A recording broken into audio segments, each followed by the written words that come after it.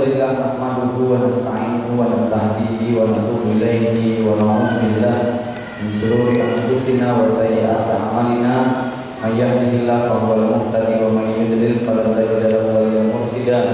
Asyhadu an la ilaha illallah wa la syarika lahu wa asyhadu anna Muhammadan abduhu wa rasuluhu la nabiyya wa la rasula ba'dah. Amma ba'du, usikum wa nafsi bi taqwallah wa qala minal muttaqun. Para jamaah Bapak Ibu rahimakumullah, alhamdulillah pada pagi hari ini Allah Subhanahu wa taala limpahkan kepada kita nikmat dan karunia-Nya sehingga pada pagi hari ini Allah izinkan kita untuk bisa melaksanakan satu kegiatan keislaman berupa majelis ilmu yang secara khusus pada pagi hari ini kita ingin berbicara tentang konsep rezeki dengan tema besar meraih hidup barokah dengan rezeki melimpah. Hadirin rahimakumullah, kita pertama kali harus mensepakati definisi berkah di dalam Islam. Karena banyak yang mengatakan berkah itu artinya nambah, berkah itu artinya cukup, berkah itu rezekinya gak kurang-kurang, berkah itu selalu sehat walafiat, berkah itu kalau rumah kita besar, ya. Berkah selalu diidentikan dengan hal-hal yang sifatnya adalah pertumbuhan. Walau definisi itu tidak sepenuhnya salah, tetapi nampaknya ada definisi yang lebih tepat. Karena keberkahan bisa terjadi di segala lini dan kondisi, selama syarat yang satu ini terpenuhi, yaitu apa yang membuat seseorang makin dekat dan makin taat kepada Allah Subhanahu wa taala. Inilah yang disebut dengan berkah. Ya. Sehingga sulit bagi kita menerima seorang artis dangdut yang kemudian rezekinya berkah dengan alasan dia rumahnya makin nambah, usahanya juga makmur, ya, tabungannya makin banyak, ya, anak-anaknya yo lucu-lucu. Tidak selalu demikian, ya. Karena ukuran berkah tidak selalu dalam ukuran nominal materi, ya. Maka kita perhatikan bahwa berkah bukan sekedar cukup dan mencukupi, tapi berkah adalah ketaatan kita kepada Allah dengan segala keadaan yang ada, baik berlimpah atau sebaliknya. Jadi berkah itu kalau mau menambah taat dan menambah ketakwaan kita kepada Allah Subhanahu wa taala. Nah, Bapak Ibu jamaah rahimakumullah, kalau kita perhatikan, ya, dalam hal ini hampir semua upaya yang dipilih manusia itu karena dia menginginkan hidupnya semakin mulia. Allah Subhanahu wa taala mengingatkan, "Maka yuridul izzah," ayat yang sudah dibacakan tadi. "Maka yuridul izzah falillahil izzatu jami'an." Siapa yang menghendaki kemuliaan, maka kemuliaan itu adalah milik Allah saja. Tidak bisa kita pungkiri bahwa semua aktivitas kita dalam rangka mencari kemuliaan. Kenapa kita kemudian bekerja? Karena kalau menganggur memalukan. Kenapa kita kok kemudian memutuskan untuk menikah dan berumah tangga? Karena kalau jodoh tua itu ya gak enak dilihatnya. Kenapa kita kok pilih pekerjaan yang lebih bergengsi, pekerjaan yang bersih dan rapi, pakai baju dan dasi? Karena kalau jadi kuli gak enak juga dilihatnya. Kenapa kita menyekolahkan anak kita kok pilih SDIT? Kayaknya kalau sekolah umum kurang bergengsi.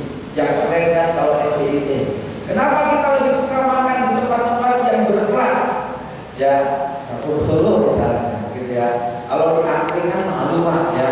Kan lebih keren tuh kalau keluar bawa tentengan ada tulisan saponan McDonald, Kentucky daripada kresek hitam yang kosong.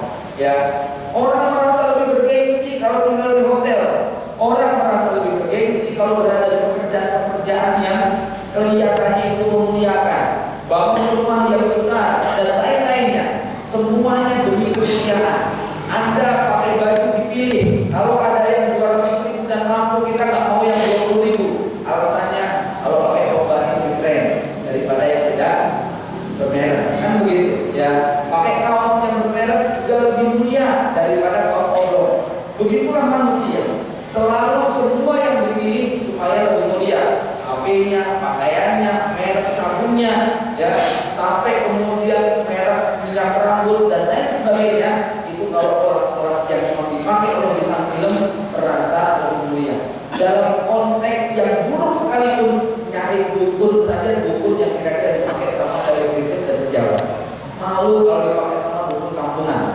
gitu.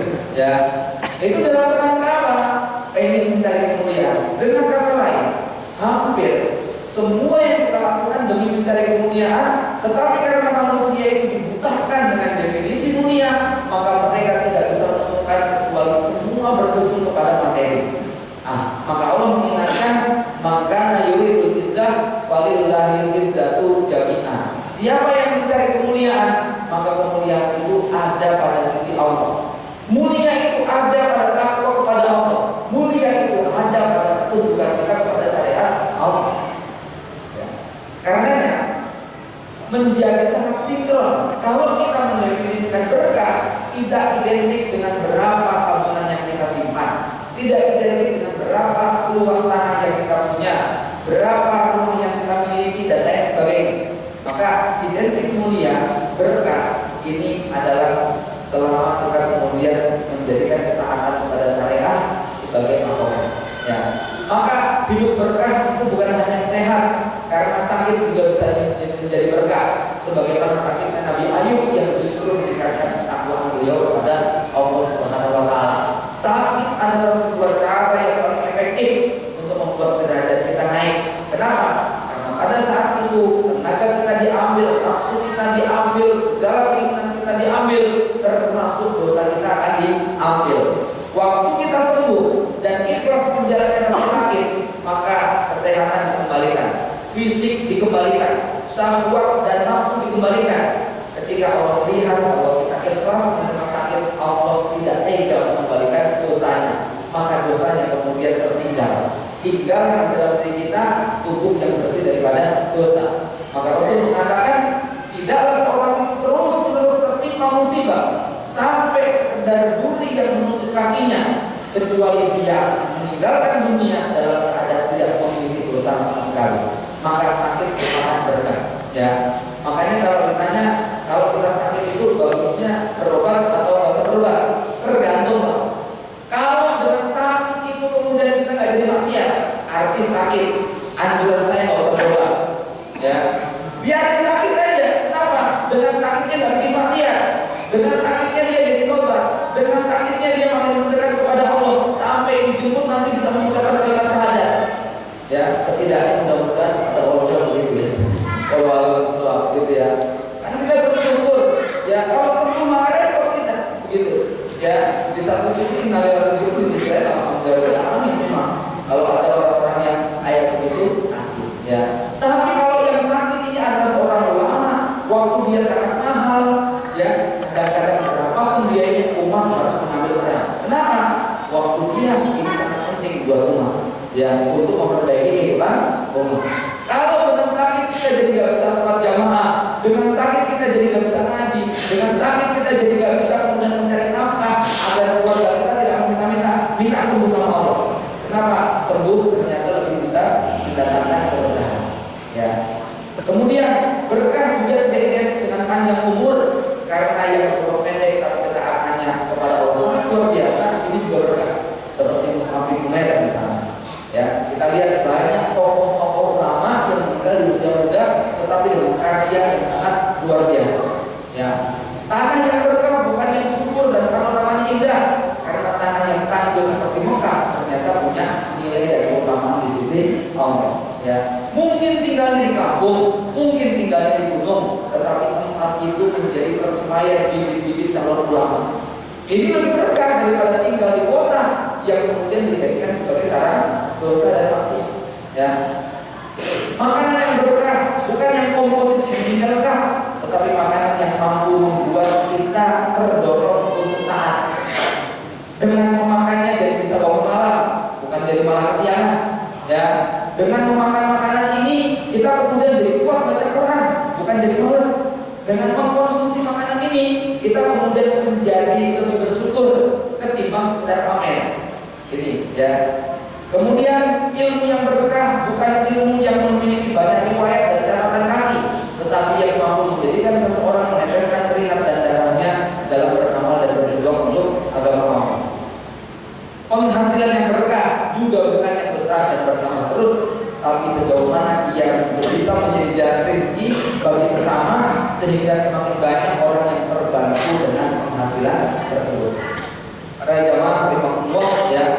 Selanjutnya anak-anak yang berkah bukan yang di saat kecil lucu, imut, dewasa sukses dan punya aneka gelar, kemudian jabatannya mentereng, pekerjaannya keren, tetapi anak-anak berkah adalah yang mereka senantiasa taat kepada Rabbnya, dan kelak di antara mereka ada yang paling soleh yang tak henti-hentinya mendoakan kedua orang tua. Ya, inilah kalau kita perhatikan bahwa Ali bin Abi Thalib mengatakan an-nasu niyamun, manusia itu sebetulnya tidur. Fa idza matu intabahu, justru ketika dia meninggal dia baru bangun. Jadi waktu kita bangun seperti sekarang, kata Ali dianggap tidur. Nah, nanti waktu kita mati kita baru bangun, baru melek. Jadi yang hari ini kita sedang nonton, yang bekerja, yang sedang acara, yang sedang melakukan perjalanan, hakikatnya mereka sedang tidur dan bermimpi. Mungkin mimpinya indah, mungkin mimpinya sedang di atas kursi pelaminan, mungkin mimpinya sedang berjumpa dengan kekasih yang baru, mungkin mimpinya sedang menikmati makanan hidangnya sangat lezat. Tiba-tiba dikubuk oleh istrinya dari belakang, ya, bangun, gitu ya. Dia terkejut, ternyata hanya mimpi belaka. Dilihatnya rumahnya masih bubuk kayu dan reot, ya, sambil dijewer sama istri yang cerewet. Itu depan banjir, anak kita pulang, apa pergi belum pulang. Kita terkejut, mimpi buruk, mimpi baik, tapi kenyataannya rupanya buruk. Ya, begitulah kira-kira manusia di dunia. Yang dianggap menyenangkan adalah mobilnya, yang dianggap menyenangkan itu adalah rumahnya. Punya mobil 5, ada Honda, ada Toyota, ada Avanza, ada Alfa, ada Carry Butut 95. Mana yang disukai Mas? Yang disenangi yang mana? Alfa-nya. Ternyata yang mulia di sisi Allah Carry Butut 95-nya. Kenapa? Itu yang paling sering dipinjam sama tetangga. Yang lainnya buat pamer saja. Gitu, ya. Duit 100.000, 50.000, 20.000, 10.000, 5.000, 2.000, 1.000. Mana yang paling bermanfaat? Mana yang paling bermanfaat? Mana yang paling menyenangkan? Semua semuanya sama yang merah, sama yang biru. Begitu meninggal dunia dia terkejut. Kenapa? Yang bermanfaat itu adalah 2.000 sama 1.000. Itu yang paling memenuhi kotak infak. Ya, 500 sama 50 sama 100 ribunya tinggalnya di mall, tinggalnya di ruko, di pusat perbelanjaan, di tempat hiburan, ya, yang itu semua hanya menjadi kotoran. Kira-kira begitu, ya. An-nasu niyamun wa idza matu intabahu. Punya anak 5, yang satu sarjana, yang satu insinyur, yang satu direktur, yang satu cuma lulusan pesantren, nggak punya gelar, nggak punya titel, ya. Ngurusin pesantren itu cuma karena modal 1 langgar sama 10 santri, ya. Udah jadi kiai. Gak direken kalau pas liburan pulang, pas kumpul bersama waktu lebaran itu nggak dianggap, karena kita pulang naik kereta api ekonomi, sementara menantu yang lain itu menggunakan mobil-mobil mewah. Tapi ternyata kita yang pada saat orang tua meninggal, maka anak inilah yang paling rajin mendoakan. Yang lainnya sibuk dengan perusahaan, yang satunya sibuk dengan karyawan, yang satunya sibuk dengan tanah sawah ladang. Cuman aktor akhirnya ini yang punya waktu untuk beribadah dan mendoakan orang tuanya. Maka keberkahan ini adalah hakikat yang kita butuhkan. Ya, an-nasu niyamun wa idza matu intabahu. Manusia hakikat sekarang sedang tidur, begitu mati dia baru ngerti. Ya, mana anak yang bermanfaat, mana duit yang bermanfaat, mana harta benda yang bermanfaat, mana ilmu yang bermanfaat. Ya, profesor, doktor menguasai 8 bahasa. Cina, India, Korea, Perancis, Jepang, Belanda, Sunda, Jawa dikuasai. Satu yang tidak dikuasai bahasa Arab. Baca Quran nggak paham artinya, sholat nggak mudeng maknanya, doa 1 menit sudah kehabisan kata-kata, bingung mau minta apa lagi. Merasa bangga dengan ilmu profesor doktornya, begitu di akhirat nggak bisa menjawab pertanyaan mereka. Ya, an-nasu niyamun wa idza matu intabahu. Karena yang menjadi makmur sekali lagi inilah yang disebut dengan berkah. Maka yuridul izzah walil rahil izzatu jami'ah. Kalau dia ingin mencari kemuliaan, kemuliaan itu hanya milik Allah SWT. Poin yang kedua, jangan batasi definisi rezeki dengan apa yang hanya bisa dilipat. Judulnya kan mulai hidup barokah dengan rezeki melimpah. Ya, saya nggak tahu ya. Ini kan hari banyak sekali acara di mana-mana, terutama acara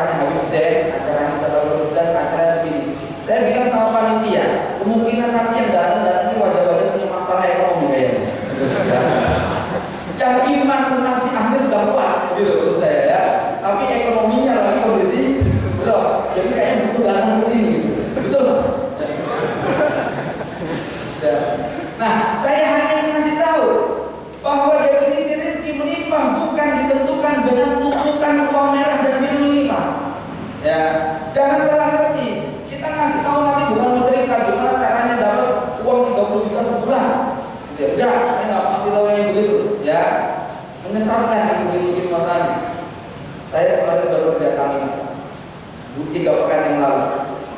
2 orang kakak beradik, yang satu 2,5 miliar, yang satu 1,5 miliar utangnya. Ya. Ketika kita jelaskan tentang konsep rezeki, ya, dia cerita kenapa bisa punya utang segitu banyak. Karena belajarnya sama motivator, gimana caranya ngutang bisa ngutang. Ya. Diajarin jurus-jurusnya, pinjaman begini, pakai kartu nama palsu, pakai KTP palsu, pinjam punya temennya, bikin akun palsu. 200 nama yang dia pinjam, utangnya sampai 2,5 miliar. Sekarang hidupnya dia kejar sampai yang satunya ini nggak berani keluar rumah. Sholat aja takut ketahuan sama dokter kolektor. Ya, apa yang kamu lihat? Akhirnya dia katakan gini, aduh Ustaz, saya salah ketemu guru berarti waktu pertama kali. Iya, harusnya saya belajar ilmu begini dulu biar gak punya utang. Ya, tapi saya mengajar mengikuti para motivator itu, ya, yang ngajarin gimana caranya dapat rezeki melimpah dalam waktu singkat, begitu kan? Hati-hati nih dengan tawaran-tawaran yang mau punya gaji sekian dengan kerja sampingan. Masya Allah, bukan seperti itu cara hidupnya. Ya, nah, jangan batasi definisi rezeki hanya dengan apa yang bisa dilihat dalam dompet ini. Ya, kenapa? Anak yang soleh dan soleh itu rezeki. Anak kita nakal Pak, Masya Allah, biayanya mahal. Ya, nanti lulus SMP, lulus SD sudah minta HP, lulus SMP minta tablet, lulus SMA minta motor. Gak peduli bagaimana kondisi bapak dan ibunya. Gak diberikan bakar rumah, gak diberikan bunuh orang tua. Itu bukan cerita haram, betul-betul nyata yang kayak begitu banyak terjadi. Ya, ini anak yang menjadi penyiksa buat orang tuanya, bukan anak yang membawa berkah. Ya, jadi jangan abaikan bahwa anak soleh itu rezeki yang mahal buat orang tua. Ya, bukan cuma di dunia tapi di akhirat. Antum lihat kisah Musa, anak Sumatera, ya, Medan atau Aceh, yang orang tuanya mengajari hafal Quran dari sejak umur 3 tahun sampai 5 tahun bisa menghafal 29 juz. Dia awalnya dicibir oleh tetangga kanan kirinya karena jenggotnya panjang, celananya cingkrang. Dia dijauhi oleh tetangga-tetangganya, tapi dia bertahan dengan sunnah tersebut sampai kemudian anaknya muncul di layar kaca, dipanggil ke Saudi Arabia. Nama dia kemudian masyhur, tetangga-tetangganya kecipratan. Ya, Mumpang Mulyo. Akhirnya sekarang tetangganya seneng banget, kenapa? Rumahnya ikut keliput. Begitu, ya. Ini berkah ini, anak soleh ini berkah. Macam ini, ya. Istri yang sehat dan taat itu rezeki yang mahal. Bapak, ibu, mari kita jujur. Senang istri yang sakit atau suami yang sakit? Ya, ayo Pak, pilih bapak yang sakit atau ibu yang sakit? Saya tegas mengatakan mendingan saya yang sakit. Istri sakit itu suami repotnya bukan main Pak, ya. Sengsara betul Pak. Ya, istri sakit dilekang, anak apa keurus.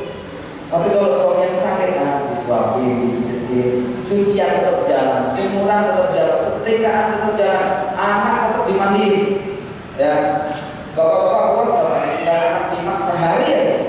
Ya, tinggal di rumah suruh musik timak gitu. Stres lah. Perempuan tidak demikian, dia memang diberi kemampuan oleh Allah Subhanahu Wa Taala.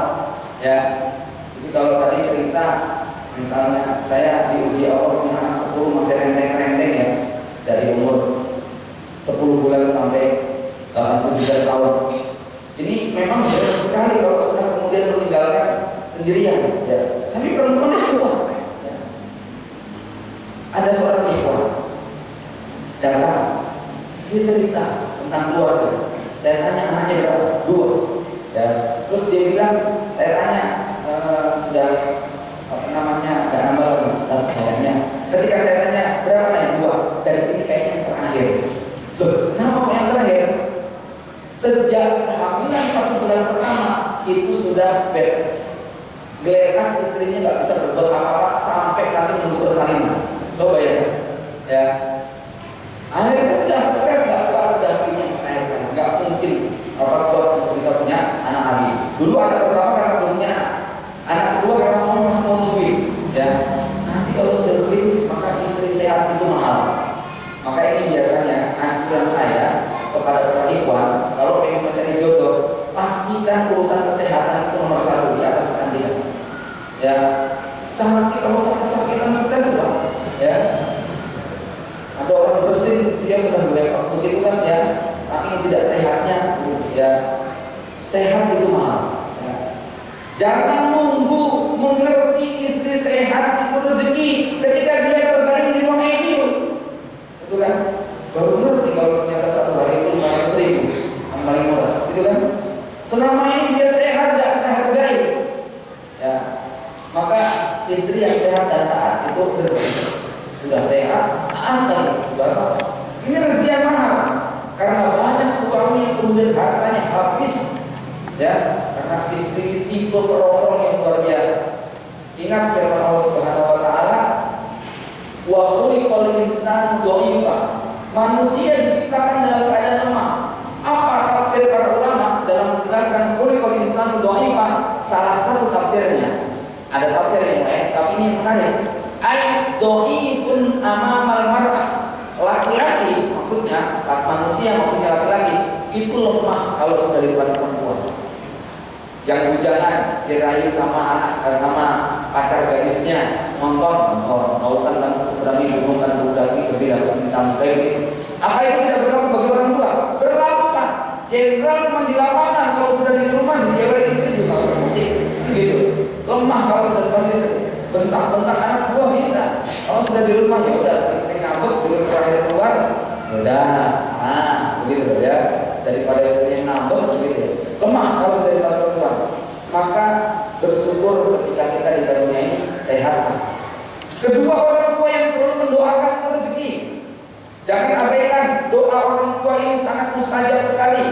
Ya, kita bukan hanya butuh uang, tapi kita butuh doa keberkahan dari banyak orang.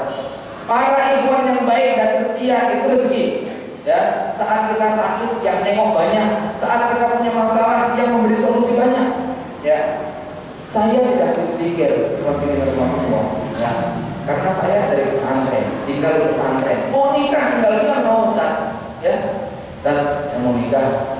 Tolong cariin, gitu kan? Hitungan nggak sampai 1 pekan langsung dapat, kemudian berumah tangga. Saya merenung teman-teman SMP, SD, SMA saya di rumah. Hari ini masih di Jakarta. Ya, kita merenung juga dia mau lapor sama siapa ketika mau nikah. Ya, lapor sama Ustaz nggak pernah ngaji, lapor sama teman nanti dicari gaji. Ya, temennya preman-preman semuanya. Ya, maka ikhwan yang baik itu luar biasa.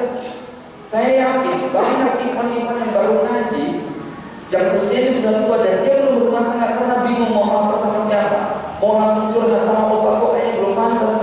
Ya, ini ikhwan mahal. Ya, punya masalah apapun ikhwan kita siap macam kayak dulu. Ya, jadi ikhwan ini rezeki. Ya, paling Allah, saudara dan handai Tuhan yang soleh itu rezeki. Punya kakak, punya adik, punya kerabat, punya paman, punya bibi. Kalau mereka di lingkungan rusak semuanya, masya Allah. Ya, sebanyak apapun duit kita itu bisa jadi masalah. Ya, kesehatan dan waktu luang itu lebih mahal lagi. Ya, orang punya hotel berbintang 5, punya yang namanya Resort Hill, punya yang namanya Hotel Sofyan, punya segala macam. Ya, tapi kemudian hari-harinya hanya di ruang ICU. Maka kursi yang empuk, makanan yang lezat, AC yang dingin tidak bisa menentukan diri dia. Dia tidak bisa membedakan mana tempe, mana ayam goreng. Ya, karena nggak boleh makan semua. Ya, hanya menggunakan apa namanya infus saja. Ya, lingkungan yang baik rezeki. Ya, tetangga kanan kiri baik. Ya, kalau saya boleh berbangga, lingkungan di pesantren, saya parkir motor di depan rumah, kunci geletak SNK di dalam, bertahun-tahun, 18 tahun nggak pernah hilang Pak. Ya, sehingga kadang-kadang itu bikin teledor ketika kita parkir di depan umum, ditinggal juga, begitu ya. Ini penyakit gitu ya. Tapi itu lingkungan yang baik. Ya, kita punya kendaraan, punya aman, karena kondisinya adalah baik semuanya. Tetangga kita, ya, bayangkan kalau antum tinggal di komplek pencopet. Ya, walaupun sudah dikasih tulisan sesama pencopet dilarang saling, ya, tetap saja itu begitu. Ya, saya punya karyawan, dia tinggalnya di komplek para pengemis. Saya diajak keliling di Kartosuro kan ada komplek pengamen dan pengemis, dari RT-nya sampai seluruh rakyatnya. Ya Allah, kita keliling kondisi rumahnya mengerikan sekali. Ya, karena dari anak kecil sampai bapaknya itu pengemis semuanya. Kalau nggak pengemis pengamen, gitu kan? Ya, ini Jelas yakin kalau Anda seorang ikhwan punya istri berjilbab besar, punya anak gak nyaman tinggal di tempat yang semacam ini. Ya. Suasana hati yang tenang dan bahagia itu rezeki. Orang itu cari apa sebenarnya? Banyak yang cari kesenangan. Ya. Maka Pak, saya kadang-kadang mencari kesenangan itu pada hal-hal yang mungkin sederhana. Kita melihara ikan, melihara ayam, melihara bebek, gak usah banyak-banyak. Cari senangnya, niatnya sedekah sama ikan, sedekah sama ayam, sedekah sama burung. Ya, bahwa kemudian habis itu kita potong, itu rezeki tambahan. Ya. Tapi ada nilai kesenangan, gak usah yang mahal kesenangan itu. Dan senang itu mahal. Ya, kalau bisa pakai biaya yang murah, kenapa pilih yang mahal-mahal? Kalau itu sudah bisa menyenangkan. Karena banyak orang itu dada harus bikin villa, hotel dan sebagainya hanya untuk cari kesenangan. Padahal stresnya berkepanjangan. Kenapa? Utangnya di mana-mana setelah itu. Ya. Bisa beribadah dengan tenang itu rezeki. Berapa banyak orang yang dari ba'da subuh sudah dorong gerobaknya, ba'da subuh harus menyalakan mobilnya, ba'da isya jam 9 jam 10 malam baru pulang. Ya, duhur di perjalanan, asar belum sampai, maghrib kecapean, isya tiduran. Ya, sholat seperti supir panas, kebut, zikir saja semua kalau mengatas jalan, dan sempat dia karena kerja sekolah. Ya, maka yang namanya bisa beribadah dengan tenang. Bisa baca Quran satu hari minimal 1 juz, bisa zikir ba'da sholat rata-rata minimal 5-10 menit. Itu adalah rezeki yang mahal. Karena banyak orang dengan semua kekayaan yang ada untuk bisa membaca istighfar saja gak sempat. Boro-boro 3 kali, ya boro-boro 100 kali, 3 kali saja kadang-kadang Assalamualaikum, ubah. Ya, untuk bisa sholat saja harus mencuri-curi waktu, gak bisa datang di sholat awal, apalagi kok pada saat ada perkembangan sudah di masjid. Sulit sekali itu rasanya. Ya, maka bisa kayak begitu adalah rezeki. Ya. Kemudian bisa menuntut ilmu dengan baik itu rezeki. Ya, banyak nggak di sini karyawan yang mau ngaji susah? Banyak, nggak boleh sama majikannya. Ya, kemarin Pak waktu kajian di Badung ada seorang bapak curhat, istrinya melarang dia untuk taklim, melarang dia untuk ngaji. Hidup itu jangan pikirin akhirat dong Pak, gitu ya. Ini kita butuh nafkah, masa setiap hari Minggu ngaji terus, gitu kata dia. Ya, setiap waktu sholat masa ke masjid, istri punya kayak gitu Pak. Ya, dia bilang, Ustaz, nek kayak gitu kira-kira bagusnya ditekan atau gimana? Jadi ajarin, ya. Maka bisa beribadah, bisa menuntut ilmu, itu adalah rezeki. Bisa bersyukur saat mendapat nikmat, itu rezeki. Berapa banyak orang dapat rezeki lupa bersyukur? Ya, begitu dapat gaji, yang diingat pertama kali anak yatim atau kemudian pusat hiburan? Ketika dapat gaji, yang diingat itu sedekah atau kemudian untuk beli baju baru, untuk belanja ini, belanja itu? Ya. Maka bisa bersyukur, itu rezeki. Ya, bisa bersabar pada saat dapat musibah, itu rezeki. Kenapa? Banyak orang yang dapat musibah hilang semuanya. Sehatnya hilang, pahalanya hilang. Kenapa? Waktu sakit mengeluh, waktu sakit dia marah, waktu sakit dia tidak menerima kenyataan, maka penyakitnya datang, pahala melayang. Kenapa? Dia rugi dua-duanya. Ya. Dan bisa tetap berbagi kala susah, itu juga rezeki. Nah, silakan kalau kita sudah memahami rezeki semacam ini, apakah selama ini kita sudah bersyukur dengan rezeki yang ada? Jangan-jangan ini lupa untuk kita syukuri. Maka karena kita tidak mensyukuri yang sudah ada ini, bagaimana Allah akan menambah? Padahal janjinya adalah lakin syakartum la azidannakum. Ya. Kemudian konsep berikutnya,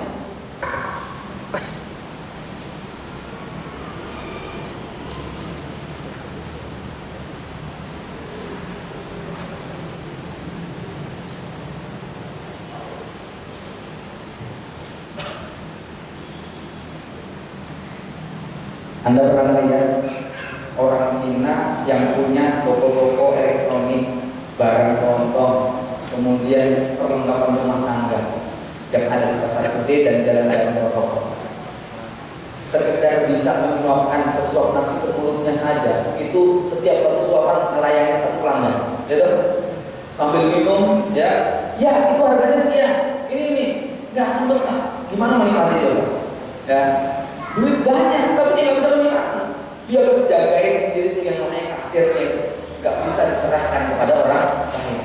Ya, maka itu bukan rezeki, Pak, penyiksa.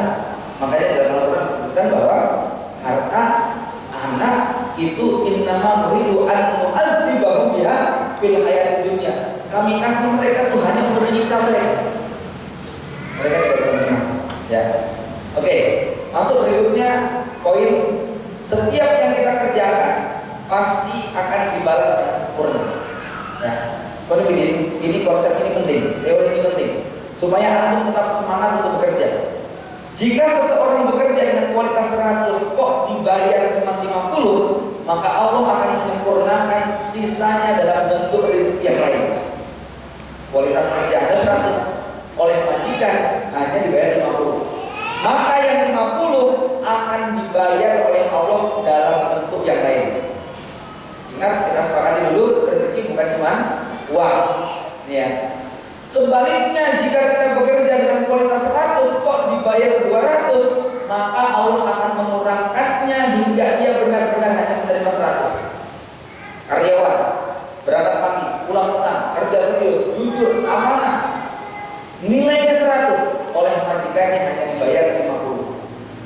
Maka Allah akan menyempurnakan sisanya 50 dalam bentuk anak yang sehat, istri yang taat, tetangga yang baik, orang tua yang mendoakan, teman yang jujur, dan semua kemudahan-kemudahan sampai sempurna menjadi 100. Ya, apa buktinya? Lihat, kalau misalnya yang di depan ini adalah karyawan dengan gaji yang sama semua. Anda misalnya bekerja di sebuah perusahaan, gajinya sama, 2 juta, 2 juta, 2 juta, 2 juta, 2 juta, 2 juta. Ya, saya yakin nasibnya beda-beda.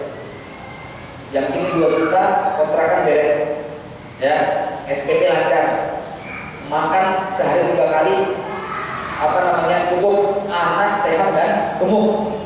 Yang ini 2 juta, utang di mana-mana, ya, SPP nunggak.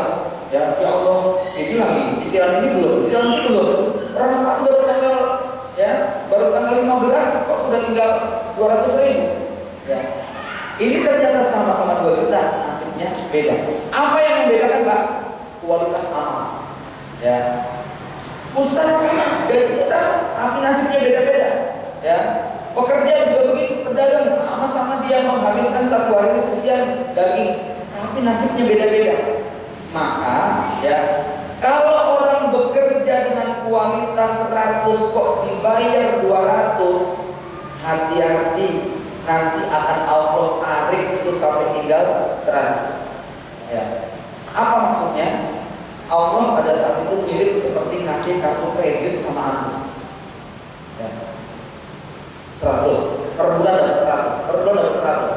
Harusnya kita dibayar 2 juta, dikasih 3 juta. Ya. Kita nggak pernah pantas sudah 3 juta. Kerja di asal-asalan kok dibayar 3 juta. Harusnya hanya 2 juta. Maka yang 1 juta itu kredit. Sebulan sejuta, sebulan sejuta, sebulan sejuta, sebulan sejuta, sampai 20 tahun baru dikasih sama Allah. Numpuk berapa ya? 240 juta. Ya.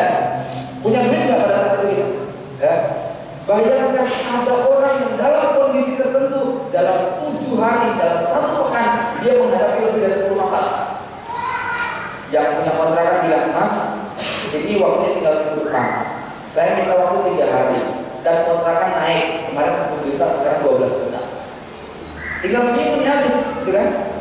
Ya, istri bedah sesak, anak yang satu ketabrak, yang satunya datang membawa kartu SPP nunggak 7 bulan. Begitu lihat dompet kita SNK, Masya Allah, udah mati, ya, gitu kan? Kemarin lupa belum pajak.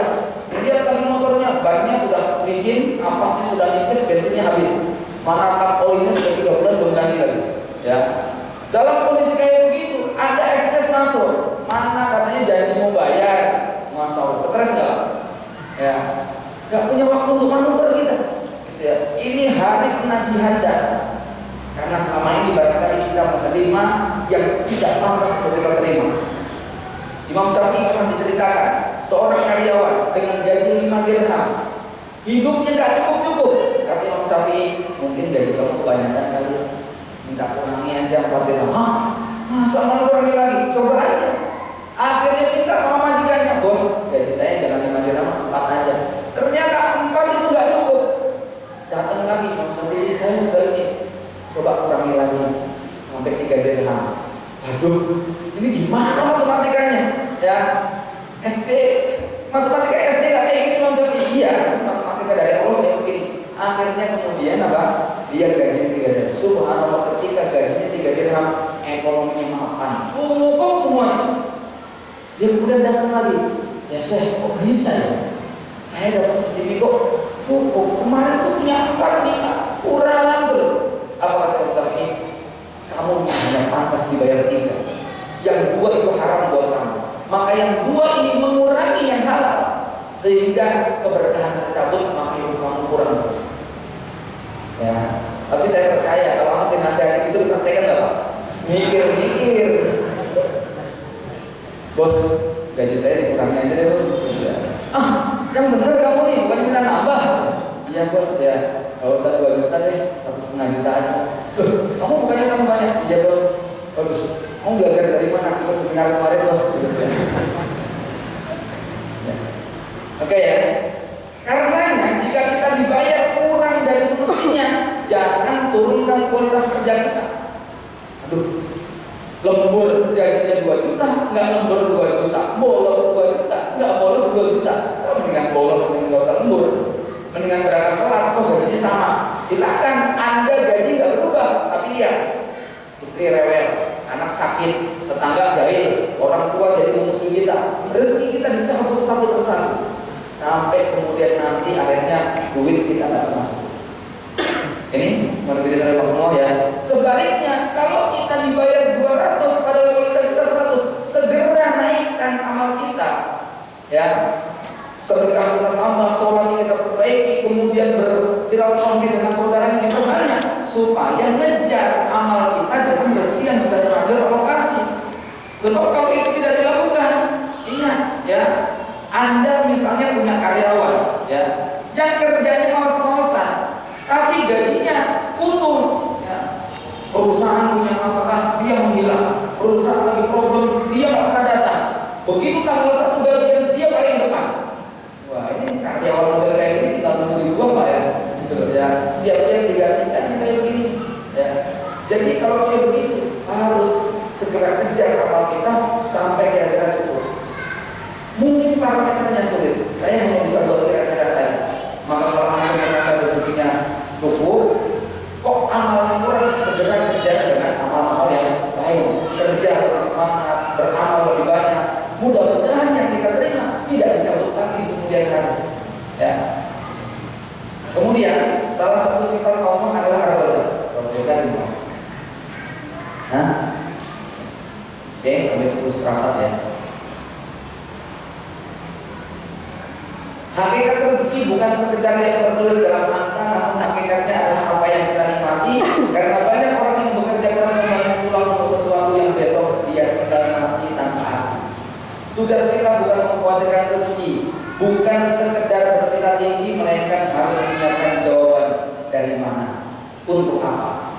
Ini lebih penting. Kita bekerja untuk bersyukur, menegakkan taat dan berbagi manfaat. Tetapi rezeki tidak selalu terletak pada pekerjaan kita, namun Allah menaruh sekehendaknya. Jadi kalau Anda bekerja itu hanya ikhtiar. Rezeki itu bukan urusan kita, itu suka-suka Allah mengasih. Walaupun cara Allah mengasih itu ada mekanismenya. Nanti kita jelaskan pada proses. Maka jangan mentawakalkan rezeki pada pekerjaan kita. Bekerja adalah ibadah, rezeki adalah Allah. Ya. Sebenarnya kalau nanti yang kita undang ini banyak pakar-pakar ekonomi, pasti akan menemukan maaf kalau boleh tahu, Pak Eko dulu sekolahnya jadi apa? Boleh kan? Administrasi negara. Rezekinya bukan dari negara ternyata. Betul ya.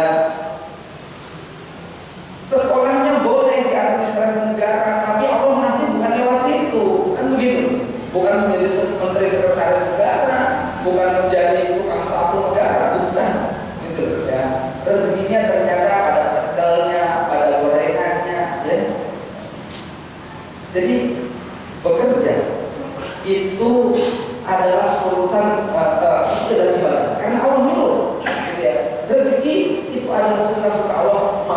investasi lewat pintu yang mana.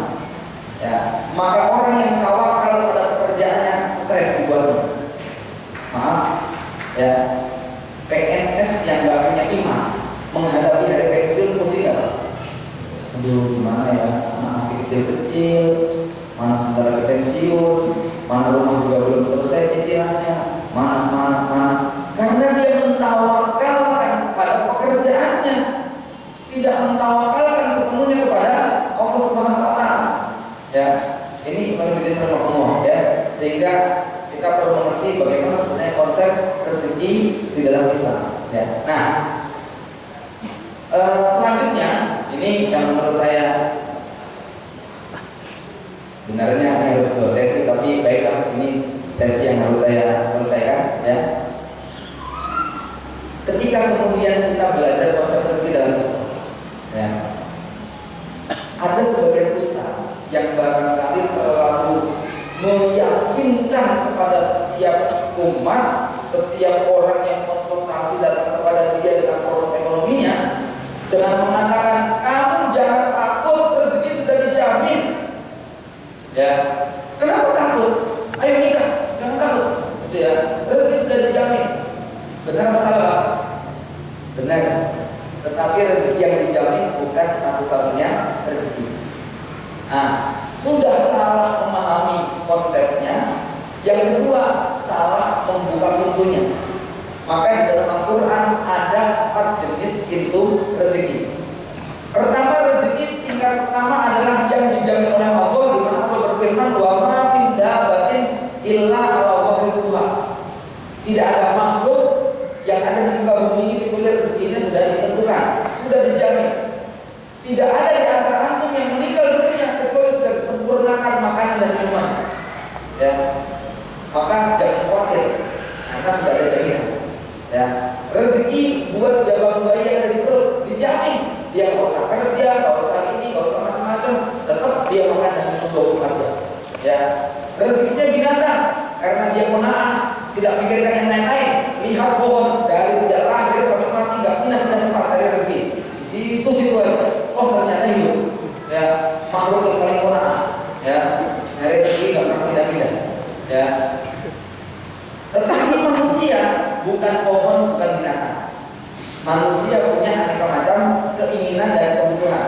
Maka ada rezeki yang kedua, yaitu rezeki yang sesuai dengan pekerjaannya. Kuli 1 hari 60.000, 2 hari 120.000, 1 bulan sekian juta, misalnya 60 kali 25, 1,5 juta misalnya. Ya. Kalau nggak kerja 2 hari, ya kurang 120.000. Kalau nggak kerja 10 hari, kurang 600.000. Itu rezeki dibalas dengan sesuai dengan apa yang dikerjakan. Jualan mie ayam, ya. Kalau habis 100 mangkok untungnya sekian, karena habisnya 50 mangkok untungnya sekian. Itu rezeki yang dibalas sesuai dengan yang kita kerjakan. Nah, ada orang yang kualitas 1 jamnya dibayar 100.000, ada yang hanya dibayar 10.000, tapi juga ada yang dibayar 10 juta per jam. Ya, nah itu beda-beda. Ya, sehingga dia kerja 1 jam saja sudah cukup untuk 1 tahun misalnya. Ya. Nah, ada rezeki yang ketiga. Rata-rata kita banyak mentawakalkan rezeki pada nomor 1 dan nomor 2 dengan cara yang keliru. Ya. Yang kita buka hanya pintu rezeki nomor 2 saja. Kita mencari rezeki hanya dari bekerja. Padahal ada pintu rezeki yang luar biasa, yaitu nomor 3. Rezeki orang yang bersyukur. Ya, maaf ini harusnya nomor 4 ya. Nggak apa-apa, masuk nomor 3. Rezeki orang yang bersyukur. Allah berfirman, la in syakartum la azidannakum wa la in kafartum in adzab lasyadid. Kalau kamu bersyukur akan ditambah.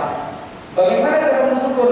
Mensyukuri badan, mensyukuri karunia yang sudah ada. Ya, saya melihat konsep rezeki itu mirip seperti kita naik motor, Pak. Motor itu rata-rata kecepatannya berapa? 60, 70, itu normal. Insya Allah, kalau antum kecepatannya rata-rata, ya, di jalan yang umum itu 60-70, di jalan kampung yang kecil dan sempit mungkin 20-30. idealnya rezeki.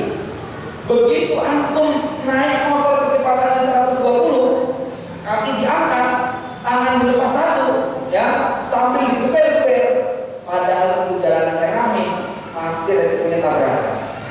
Ya, sama. Inilah makna innallaha la yughayyiru ma biqaumin hatta yughayyiru ma bi anfusihim.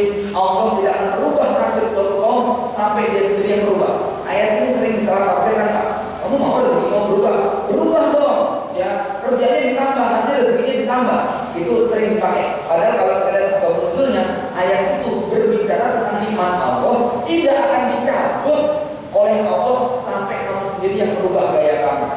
Udah bagus-bagus hidup pakai motor 2010 gitu ya, cash ya, nekat ya, kredit yang baru ya, gajinya 2 juta buat cicilan motor 800.000. Mulai nih ya, tiap nanti ya, udah bagus-bagus rezeki segitu, nekat dia pinjam bank ini itu dan akhirnya pusing sendiri. Itu seperti naik motor harusnya kecepatannya segitu, kok kemudian dia naikkan dengan gaya ya. Maka yang bikin kita rusak bukan karena terbatasnya penghasilan. Gaji seberapa pun kalau buat hidup cukup, tapi gaji seberapa apapun kalau buat gaya hidup gak cukup. Ya, masalahnya ini kita lebih banyak buat gaya hidup. Saya sebel Pak, lihat satpam beli HP Samsung, tablet begitu ya. Apa fungsinya kelas satpam kayak begitu? Ya, buat akses berita, untuk jadi penulis bukan, gitu ya Mas Dalam ya. Ya, kalau jadi redaktur, jadi penulis, jadi pengamat, ya, saya pikir pantas kayak begitu ya. Tapi ini pekerjaan cuman apa gitu ya? Lah kok mendadak beli yang harganya 2 kali gajinya, ya? Apa nggak bunuh diri namanya? Itu kan ya, motor sudah cukup yang kayak gitu, pilihnya yang lebih bagus lagi, sudah yang dipenuhi gaya hidupnya bukan kebutuhan hidupnya. Nah, rezeki yang keempat ini yang menurut saya sangat penting sekali, rezeki buat orang yang beriman dan bertakwa. Allah berjanji wa may yattaqillaha yaj'al lahu makhraja wa yarzuqhu min haitsu la yahtasib. Siapa yang bertakwa kepada Allah, Allah akan memberikan jalan keluar dan memberi rezeki dari yang tidak disangka-sangka. Min haitsu la yahtasib adalah bisa bermakna rezeki tanpa batas.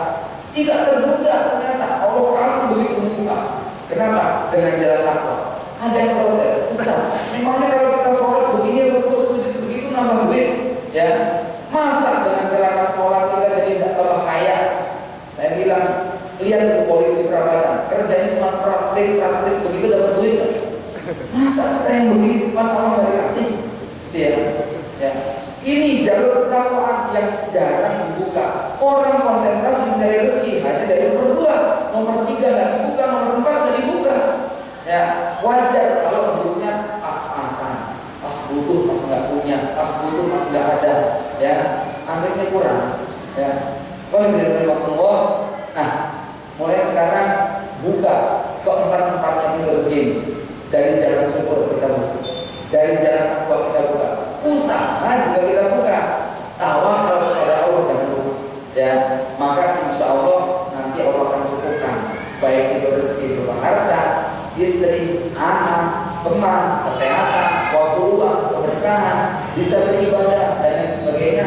Maka inilah kenikmatan di dunia yang bisa kita rasakan. Ya, Bapak Ibu jamaah Allah, barangkali ini dulu yang saya sampaikan. Mudah-mudahan nanti kalau masih ada sisa waktu, kan masih sampaikan beberapa hal yang terkait dengan masalah rezeki. Assalamualaikum warahmatullahi wabarakatuh.